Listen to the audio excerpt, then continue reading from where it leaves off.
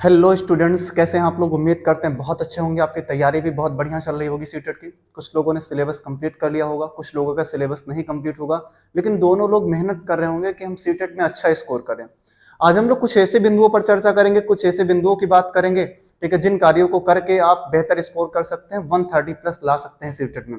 ठीक, तो जो एग्जाम होने वाला सीटेट जुलाई 2024, ठीक है, आप देखेंगे एग्जाम कब होगा, जुलाई में होगा। और 7 जुलाई को आपका एग्जाम है। आपके प्री एडमिट कार्ड भी अवेलेबल हो गए हैं। प्री एडमिट कार्ड अवेलेबल हो गए हैं, जिसमें आपको सिटी पता है कि किस सिटी में आपका एग्जाम होना है।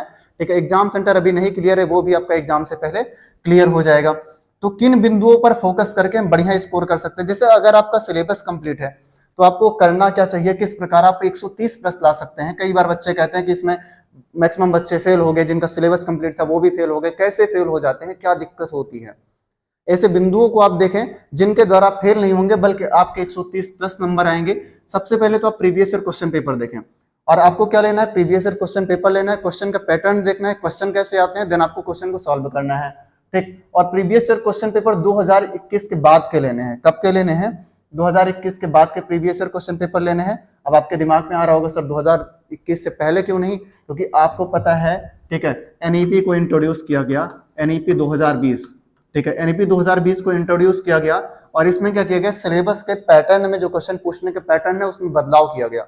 और जो बदलाव के बाद वाले क्वेश्चन, उन क्वेश्चन पेपर को आप उठाएंगे, सॉल्व करेंगे, आप देखेंगे 100% इसी पैटर्न का एग्जाम में क्वेश्चन आपका आएगा। ठीक है, टिल नाउ 2021 से लेकर के अब तक जितने भी पेपर्स हुए हैं, आप उन पेपर्स को उठाएं, उनका पैटर्न देखें और उन्हें सॉल्व करना शुरू करें। नेक्स्ट आप देखेंगे टाइम मैनेजमेंट। अब प्रीवियस ईयर क्वेश्चन पेपर आपने ले लिया, आपने उसको सॉल्व किया, दिक्कत आपके सामने कहाँ आ रही है, दिक्कत हो रही है टाइम मैनेजमेंट में। किसमें दिक्कत हो रही है, टाइम मैनेजमेंट में। आप कह रहे हैं कि सर मेरा 1.5 घंटे में जो है 2 घंटे में पेपर ही नहीं सॉल्व हो रहा। ठीक है, क्या हो रहा है, 2.5 घंटे में मेरा पेपर ही नहीं सॉल्व हो रहा है, मतलब जितने क्वेश्चन है उतने हम कर ही नहीं पा रहे हैं। तो ये दिक्कत क्यों होती है, आप देखेंगे आपको इसके लिए करना क्या चाहिए, प्रैक्टिस सेट। ठीक है, आप उठाएं प्रैक्टिस सेट और प्रैक्टिस सेट को सॉल्व करना शुरू करें। पहले पेपर में आपको ज्यादा टाइम लगेगा, पहले प्रैक्टिस सेट में, दूसरे में कम लगेगा, तीसरे में और कम लगेगा, और देखते देखते जो टाइम है वो आपका रिड्यूस होता चला जाएगा। तो इसके लिए आपको क्या करना है, फॉर द टाइम मैनेजमेंट आपको प्रैक्टिस सेट सॉल्व करना है। और प्रैक्टिस, आपको पता है ना कि प्रैक्टिस के बारे में क्या कहा जाता है, practice makes man perfect. Practice क्या करती है, आदमी को परफेक्ट बनाती है। क्या करती है, ह्यूमन को परफेक्ट बनाती है।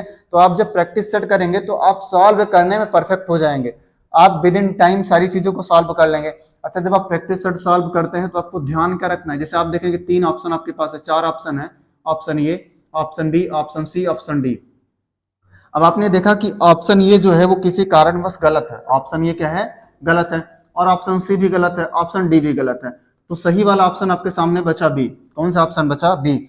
अब जब आप प्रैक्टिस सेट सॉल्व करेंगे भाई, तो उसमें आप सही तो सॉल्व भी करेंगे, लेकिन आपको ध्यान में ये रखना है कि अगर ये ऑप्शन गलत हुआ तो क्यों गलत हुआ, ये ऑप्शन में ऐसा क्या था, क्या इसमें कोई नेगेटिव वर्ड था, ठीक है, या ये चाइल्ड सेंट्रिक नहीं था, टीचर सेंट्रिक था, या जिसमें टीचर को सुपीरियरिटी दी गई थी। ठीक है, ऐसे आप सी देखेंगे, सी गलत है तो क्यों गलत है, अगर डी गलत है तो क्यों गलत है। जब आप प्रैक्टिस सेट सॉल्व करेंगे तो गलत होने के साथ साथ आप इस बात को भी ध्यान में रखेंगे कि अगर क्वेश्चन गलत हो रहा है तो क्यों गलत हो रहा है, क्वेश्चन गलत हो रहा है तो क्यों गलत हो रहा है। तो ऐसे होगा आपका टाइम मैनेजमेंट। अब अगर टाइम मैनेजमेंट आप करेंगे, देखेंगे ऑप्शन अगर गलत है तो भाई ऑप्शन क्यों गलत है, इसका रीजन क्या हो सकता है। ठीक है, वाई को आप ढूंढेंगे, और वाई को ढूंढने से आप देखेंगे डे बाय डे आपका जो टाइम है वो लेस होता चला जाएगा। आप अगर 10 दिन प्रैक्टिस सेट सॉल्व कीजिए, 11वें दिन आप देखेंगे आपका 100% टाइम कम हो गया, विद इन टाइम आप पेपर को सॉल्व कर रहे हैं और बहुत तेजी से कर रहे हैं, और आप में इंप्रूवमेंट भी हो रही है। जिन क्वेश्चंस को पहले आप गलत कर रहे थे उन क्वेश्चन को आप सही सॉल्व कर रहे हैं। तो ये कैसे होगा, ये होगा प्रैक्टिस से। ये कैसे होगा, प्रैक्टिस से। जब आप प्रॉपर प्रैक्टिस करते रहेंगे तब आप देखेंगे कि आपके जो प्रश्न है वो सही होने लगे हैं, और जब आपका टाइम है वो रिड्यूस हो गया है। टाइम आपका क्या हुआ है, टाइम आपका रिड्यूस हो गया है। अब आप देखें इंपॉर्टेंट टॉपिक, इसके अलावा क्या करना है, जो महत्वपूर्ण टॉपिक है जैसे प्याजे हो गए, वाइगोत्स्की हो गए, इनको आप रिवाइज करेंगे। इनको आप क्या करेंगे, रिवाइज करेंगे। कम से कम इनको 6-7 बार रिवाइज कर लें। कम से कम कितनी बार, कम से कम 6-7 नहीं हो सकता तो 3-4 बार तो कर ही सकते हैं रिवाइज। 3-4 बार इनको रिवाइज कर लें, क्योंकि आपको पता है ना 8-10 क्वेश्चन इनसे 100% पूछे ही जाने हैं, और हर एग्जाम में कोई भी पेपर आप उठा लीजिए इनसे क्वेश्चन पूछे ही जाते हैं। अब आप देखेंगे इंपॉर्टेंट टॉपिक्स को भी आपने रिवाइज कर लिया। अब पेपर में टाइम को लेस कैसे करें, सॉल्व कैसे करें, इसके लिए आप क्या अपनाएंगे, इसके लिए आप अपनाएंगे इलिमिनेशन मेथड। आपको क्या अपनाना है, आपको इलिमिनेशन मेथड अपनाना है। अच्छा, इलिमिनेशन मेथड क्या होता है, जनरली मेथड में आप क्या करते हैं, आप देखते हैं कौन सा ऑप्शन सही है, ये नॉर्मल मेथड हो गया, आपका नॉर्मल तरीका हो गया।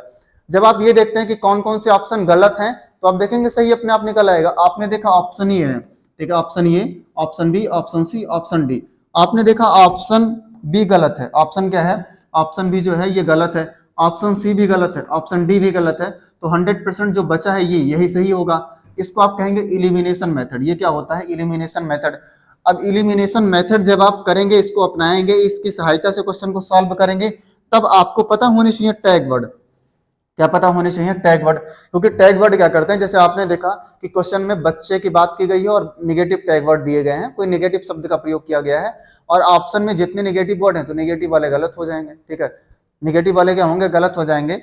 आप देखेंगे इस प्रकार टैग वर्ड का उपयोग करके आप टाइम को कम कर सकते हैं और क्वेश्चन को आसानी से सॉल्व कर सकते हैं। हम एक क्लास लाएंगे जिस क्लास में हम लोग नेगेटिव और पॉजिटिव टैग वर्ड की बात कर लेंगे, जिन टैग वर्ड से क्वेश्चन 100% पूछे गए हैं और क्वेश्चन पूछे जाने की संभावना भी है, ऐसे टैग वर्ड की हम एक क्लास लाएंगे और उस क्लास में देखेंगे, ठीक है। तो टैग वर्ड क्या करते हैं, आपके टाइम को रिड्यूस कर देंगे, या क्या करेंगे, टाइम को रिड्यूस कर देंगे, ठीक। अब आपने कुछ पॉइंट्स देखे, जरा उन पॉइंट्स को हम लोग काउंट करते हैं।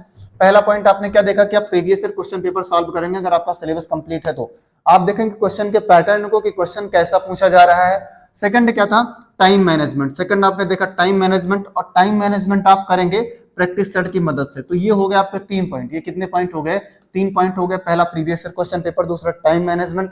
टाइम मैनेजमेंट के लिए हम मदद लेंगे प्रैक्टिस सेट की, और लास्ट में हम लोग आएंगे देखेंगे इंपॉर्टेंट टॉपिक्स। फोर्थ पे हम लोग क्या देखेंगे कि इंपॉर्टेंट टॉपिक्स कौन कौन से हैं, वी विल रिवाइज देम, हम लोग उन्हें रिवाइज करेंगे। आगे हम लोग देखेंगे इलिमिनेशन मेथड। क्या देखेंगे, इलिमिनेशन मेथड, कि किस प्रकार हम लोग ऑप्शंस को इलिमिनेट कर सकते हैं। क्या कर सकते हैं, इलिमिनेट कर सकते हैं।